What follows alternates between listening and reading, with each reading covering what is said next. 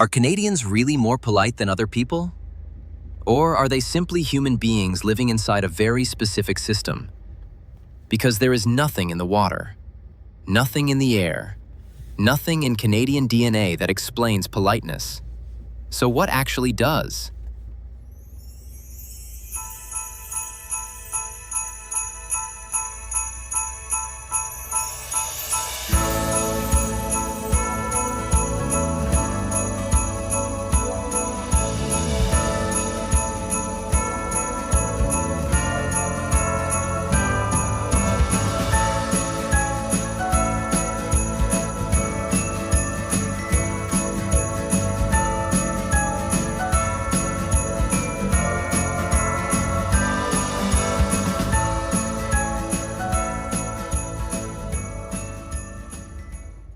Let's start with something honest.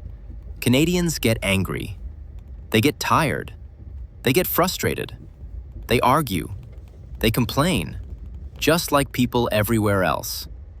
So when people say Canadians are nicer, they are not describing who people are. They are describing how people behave. And behavior is shaped. Politeness is often confused with kindness, but they are not the same. Kindness is emotional. Politeness is functional. Kindness comes from the heart. Politeness comes from rules. And once you understand that, Canada starts to make more sense. Canada is a very unique country. Not because it welcomes immigrants. Many countries do that. But because it was built to manage immigration from many parts of the world at the same time. Different cultures, different religions, different languages, different expectations. That level of diversity cannot rely on emotions. It relies on systems. So instead of teaching people how to feel, Canada teaches people how to behave.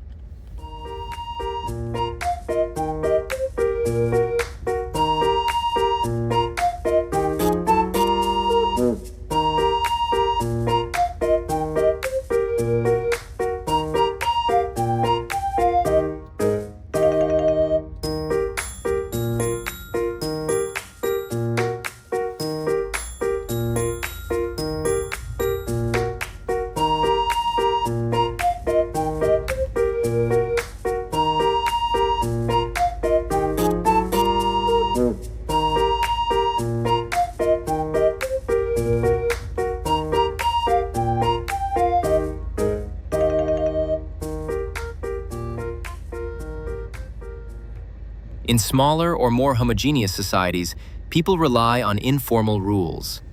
You talk things out. You raise your voice. You negotiate emotionally. In a country like Canada, that approach doesn't scale. Too many differences, too many interpretations, too much risk of conflict. So the system replaces emotion with process. Rules, lines, forms, policies, boundaries. Politeness becomes a neutral language, not warmth, not closeness, just coordination.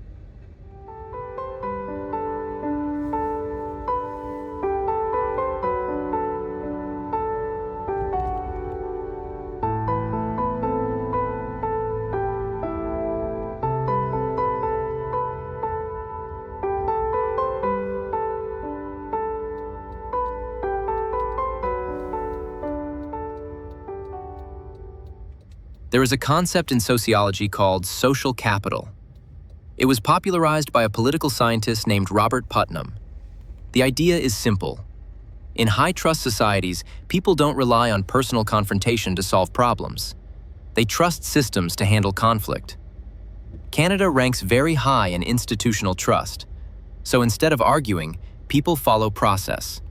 Instead of escalating emotionally, they stay polite. Not because they care more, but because the system works. Another useful framework comes from cultural research. A scholar named Geert Hofstede studied how cultures shape behavior. His work shows that behavior is not genetic. It is programmed.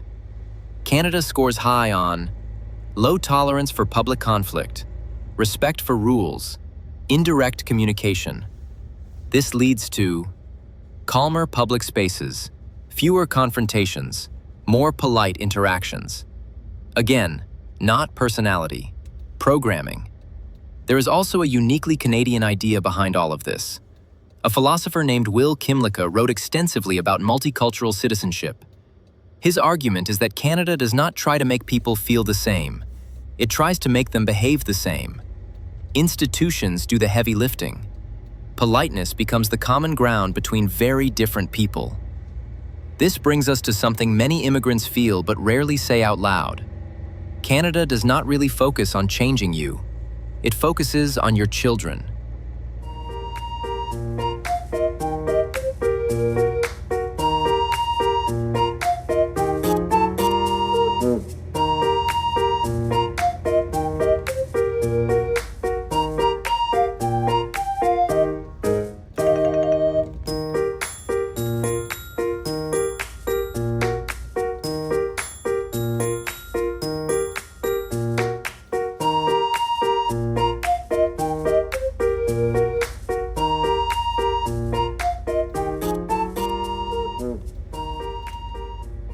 Schools are where Canadian behavior is shaped. Respect, boundaries, fairness, conflict resolution. Children absorb this naturally. They don't question it. They grow into it. Adults, on the other hand, already have habits, already have emotional wiring. And that's why children often adapt faster than parents. This is not neglect. It is strategy. There is another layer that is often overlooked. Canada's immigration system is largely points-based. It selects people who are educated, speak languages, work in structured environments, adapt to systems. People who succeed in such systems are usually comfortable with rules, formal communication, controlled behavior. This does not mean educated people are better. It means they are more compatible with a system that requires order. Politeness fits naturally inside that environment. Now let's be clear. This is not about saying Canada is better than the United States. It's about saying they are different. The US is also built on immigration, but its system was developed differently. Historically, it allows more emotional expression, more direct confrontation, more individual negotiation. So public behavior feels louder, not worse. Not better. Different system, different outcome.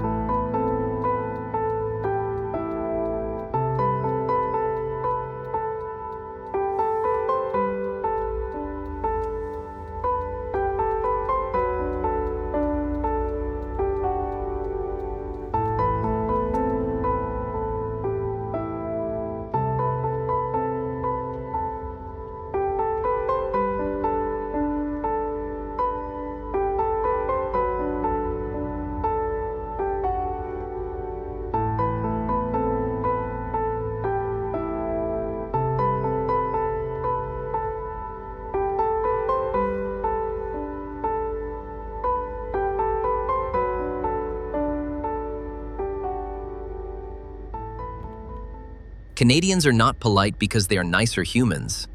They are polite because politeness is rewarded, because systems reinforce it, because institutions depend on it, because schools teach it.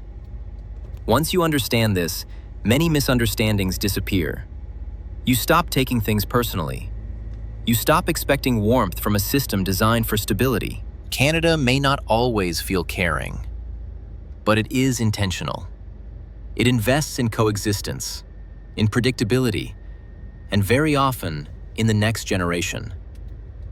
Understanding this does not make life here perfect, but it makes it clearer.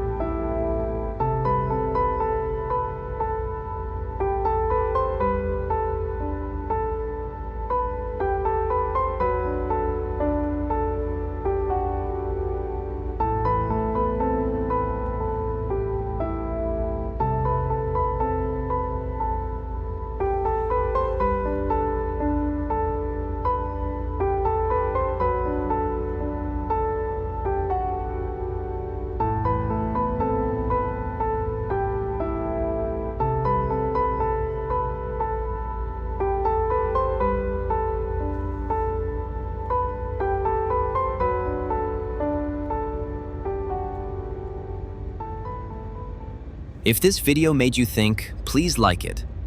Share it with someone trying to understand Canada beyond stereotypes. And if you enjoy calm, honest reflections like this, consider subscribing to Smart Maple. I'd love to hear your point of view. Do you agree? Or do you see it differently? See you on the road.